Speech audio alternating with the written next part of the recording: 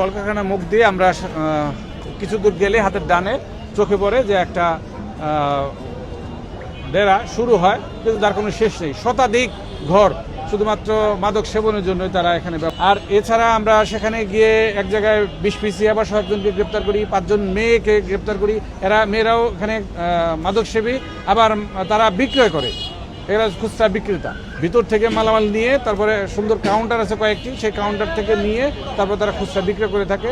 বিভিন্ন কক্ষে বসে বসে তারা মাদক সেবন করে থাকে। 270 গ্রাম হেরোইন উদ্ধার করেছে। এতবার আমরা অভিযান করেছি, তারপর দেখা যাচ্ছে যে আশেপাশ থেকে আরো নতুন নতুন জায়গা যেন তারা তৈরি করেছে। নতুন তাদেরকে এখানে পাওয়া যায় না, তাদেরকে কোনো আইনের মুখোমুখি পাওয়া যায় না। এদের অনেকের বিরুদ্ধে ওয়ারেন্টও আছে। আমরা ধরার জন্য চেষ্টা করছি। বাংলাদেশের যেখানে থাকুক না কেন, যদি কেউ তথ্য দেয়, আমাদের সাহায্য করে, আমরা অবশ্যই তাকে সেখান থেকে ধরে নিয়ে আসবো।